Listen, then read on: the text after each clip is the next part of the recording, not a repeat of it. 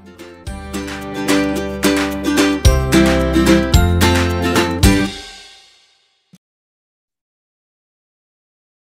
hello, everybody. This is going to be Unit 5, okay, or Chapter 5.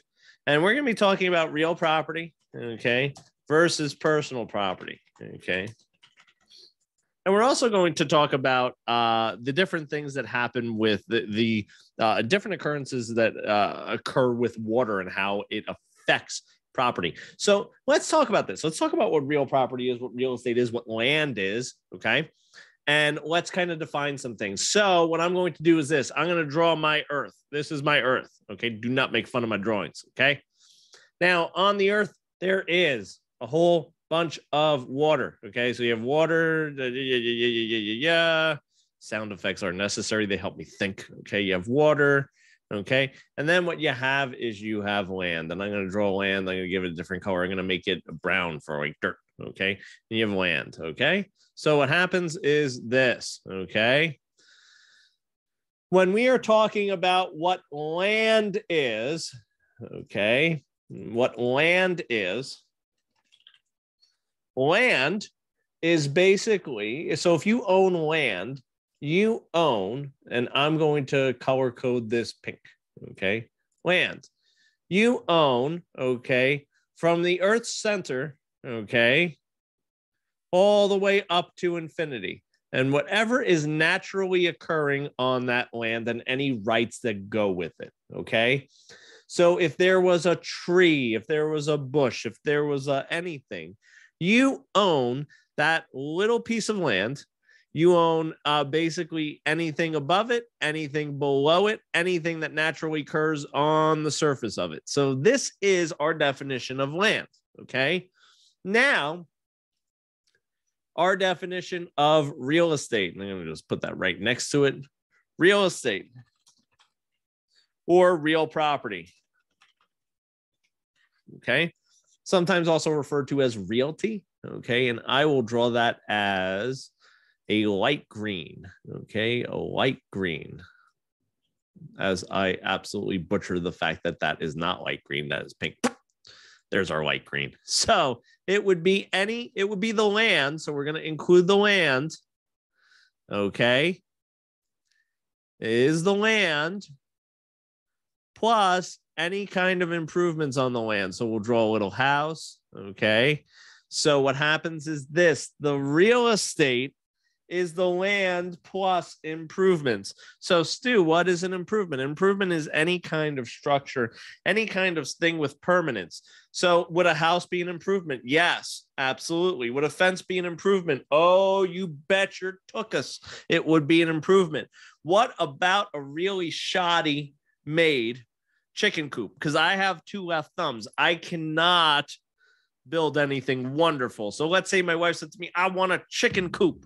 And guess what? I'll go out there, I'll build the chicken coop. It wouldn't be the best chicken coop you ever saw, but would it be an improvement to the land as we are defining it right now? Yes, it would be an improvement to the land because improvements aren't necessarily adding value. They are just somewhat of a permanence that is basically going to be on the land. Okay.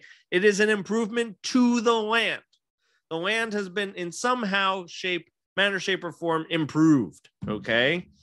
It's because otherwise it would be called what we would say unimproved. So land, just dirt kaputskis, okay, and anything naturally occurring on it is going to be considered land. Real estate or real property is basically the land plus improvement. So it's basically we're encompassing land plus anything else on it. So anyone who's here with me live, is there any questions on that so far? So far, that's pretty good, right? Pretty easy to understand. Okay. Thank you. Thank you for the comments. At least I know that you're out there. So what we're going to do is this. We're now going to talk about differentiations in actually, let me talk about what happens when you own real property. Okay. The ownership of real property is said to have what is called a bundle of rights. Oh, let me change that font because that's going to bother me. Bear with me 2 seconds. We're said to have a bundle of rights, okay? So when we own real estate, okay, we have basically what we would consider this a package of sticks. They always kind of draw it like that. It's like a package of sticks, a bundle of stuff that we have. Now, there's a couple different acronyms that we use in a real estate education. One of them is UPT. Some of you could use the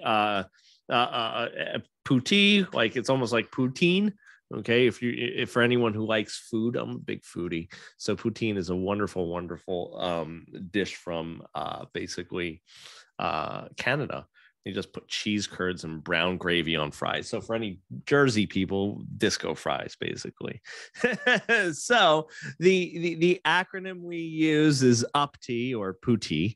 And this is the one that I prefer. Now, you may be learning this from different schools and they might have different acronyms. There's going to be a lot of synonyms. Listen to what I'm going to tell you. In real estate education, there's going to be a lot of synonyms. Don't panic. Don't go crazy. Don't go nuts. So this is what the acronym stands for. You have the right to use, possess, transfer, exclude, and encumber. And I'll kind of go over what each of these mean. Okay, just like a real quick definition.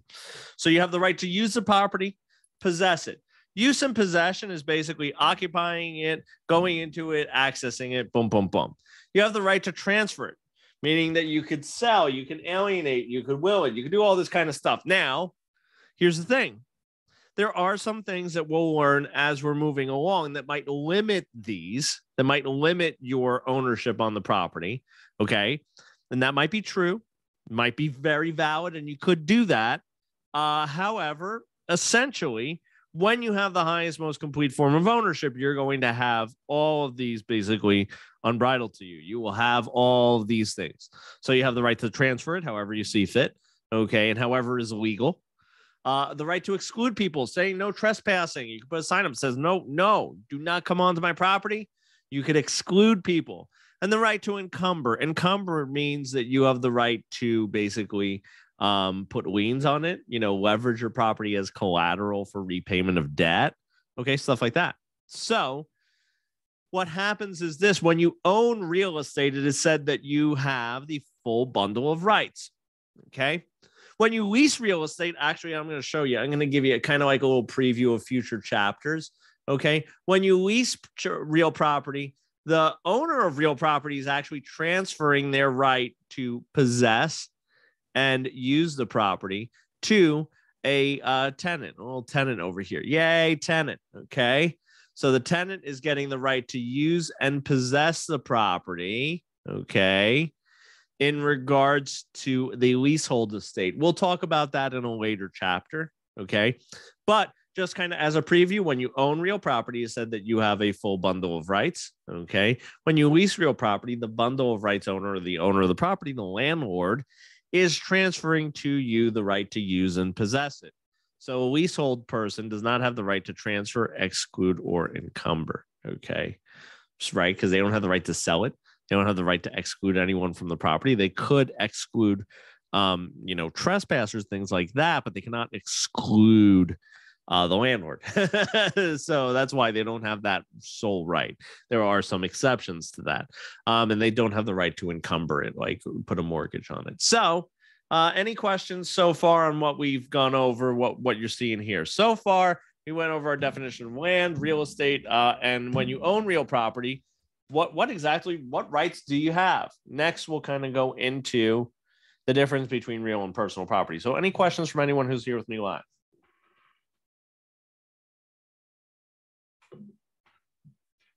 Looking good. Okay.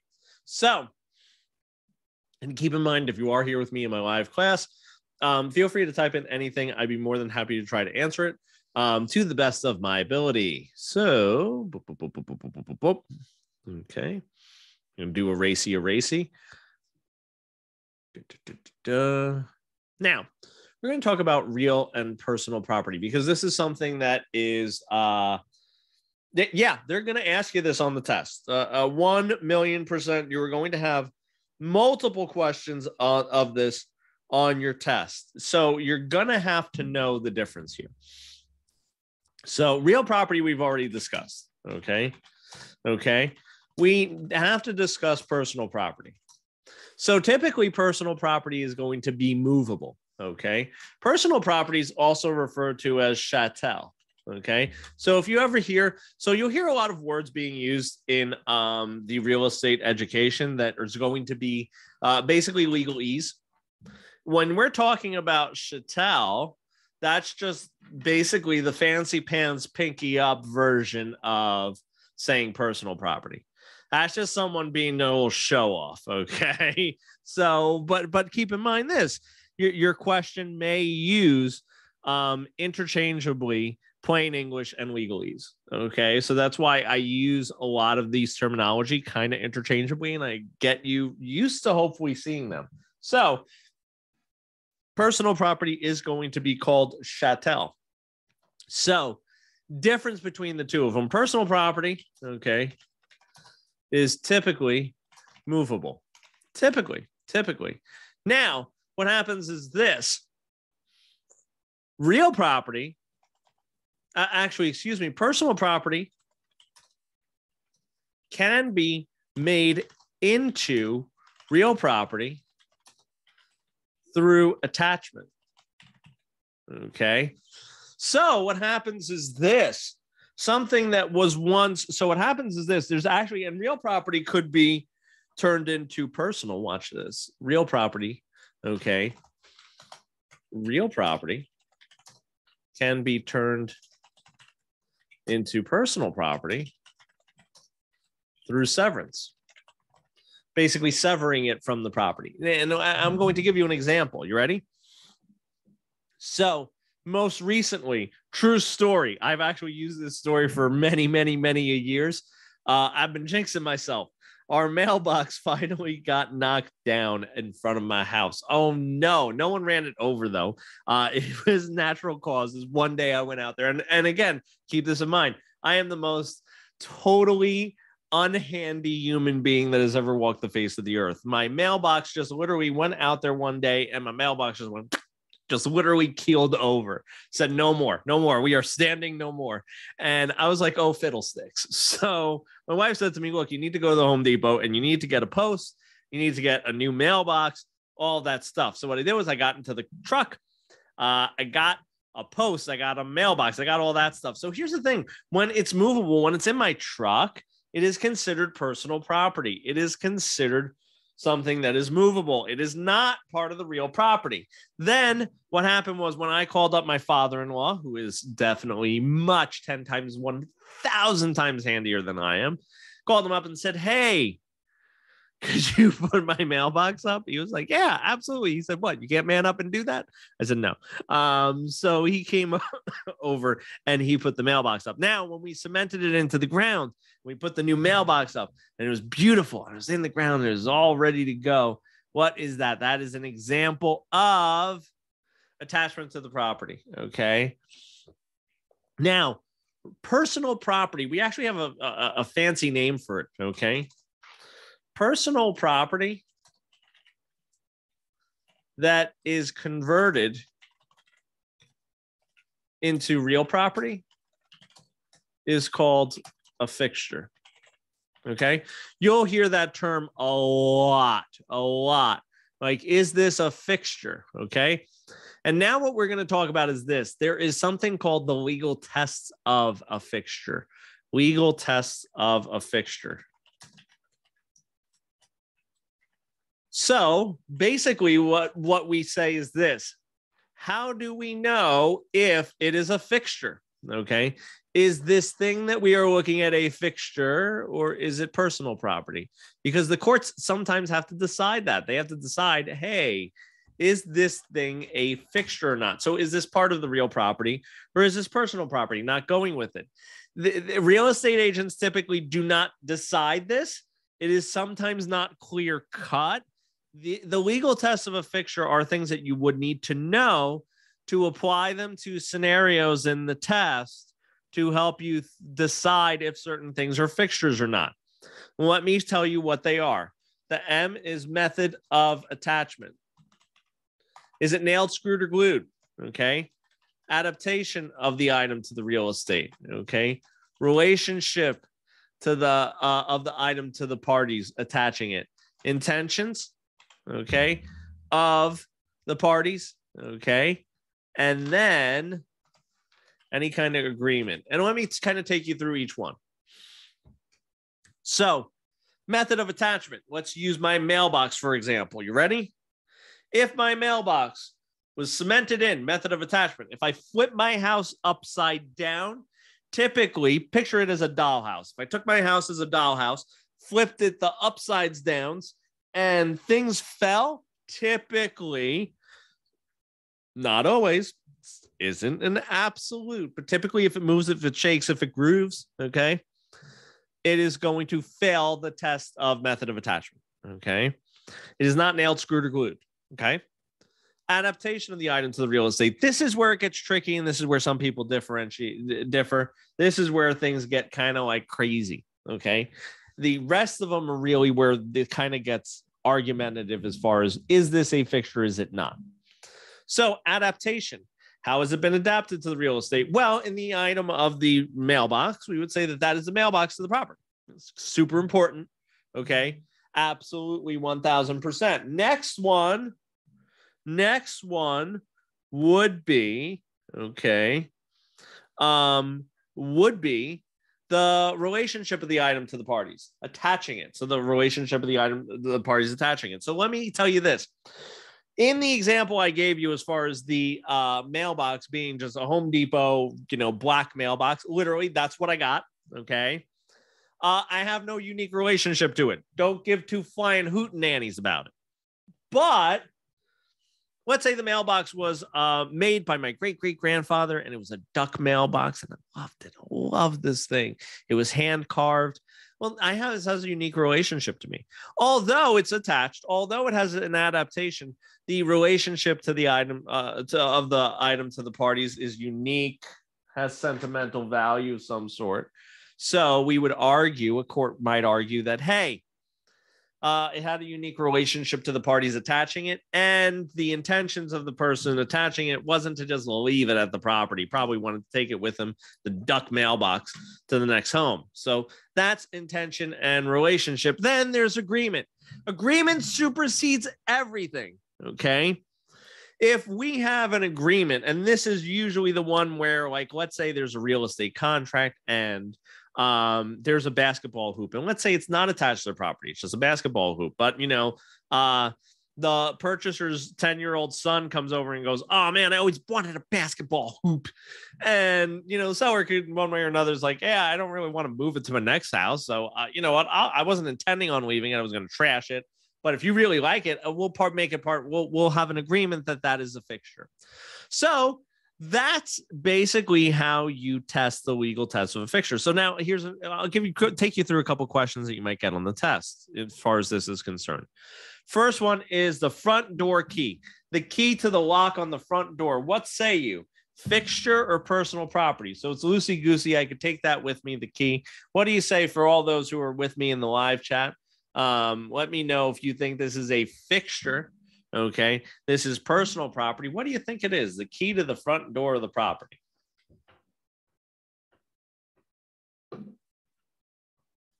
Please don't all jump up at once. So, and there's no wrong answers except for the wrong one.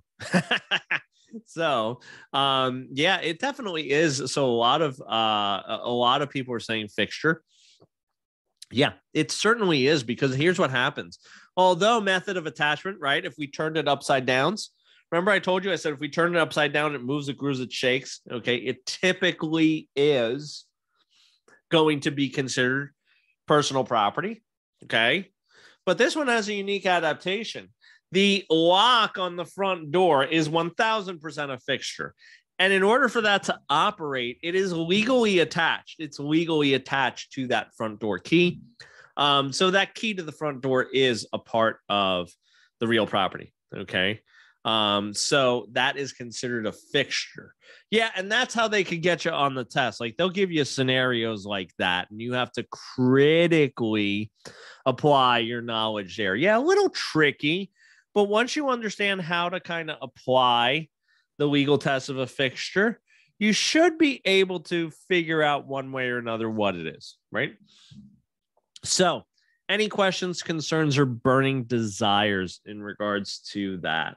That was a good one. That was a good one. I like that. Yes, no, maybe so. You guys are all smarty pants. So, you ready? This is what we'll say. First and foremost, what I'll tell you is this: we're going to go through the last part of this. Okay. So that was personal property, real property. We're going to go through now how water affects, like a couple of ways water affects land. Okay. Because it has some effects on it. So there's a couple key terms we have to know. We have to know erosion, we have to know accretion, and we have to know avulsion. Okay. Those are the ones that I would expect to see on the test. So erosion is the gradual, gradual depletion of land by water or air. Okay. So the property is eroding. It's eroding. Now, the opposite of erosion, the opposite of erosion is going to be that of accretion. Looks kind of like creation if you kind of jumble the letters up a little bit. That's how I always remembered it. That's the gradual addition of land by air or water.